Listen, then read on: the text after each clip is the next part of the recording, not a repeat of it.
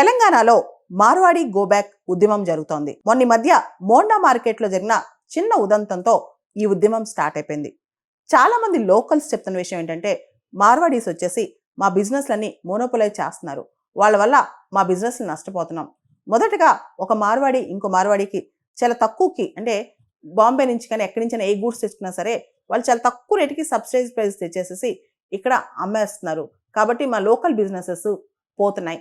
అంతేకాదు తెలంగాణ మొత్తం చిన్న చిన్న గ్రామాల్లో కూడా స్ప్రెడ్ అయిపోయి మా బిజినెసెస్ అన్ని డౌన్ అవుతున్నాయి, లోకల్ షాపులు క్లోజ్ అయిపోతున్నాయి, లోకల్ బిజినెసెస్ అన్ని మూతపడిపోతున్నాయి అని చెప్పి తెలంగాణ షాప్ కీపర్స్ అందరూ పెద్ద ఉద్యమమే చేస్తున్నారు, మార్వాడి గో బ్యాక్ అని చెప్పి. మనందరూ తెలుసు, భారతదేశంలో ఆర్టికల్ 19 క్లాజ్ 1 క్లాజ్ జీ ఉంది.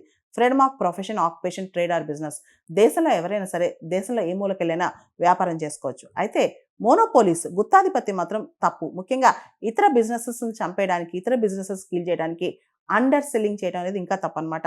సాధారణంగా ఒక స్టేట్మెంట్ ఉంటుంది, ఒక మార్వాడి ఇంకో మార్వాడికి చాలా తక్కువ రేట్కి ఏదైనా గూడ్స్ కానీ రా మెటీరియల్స్ కానీ అమ్ముతాడు.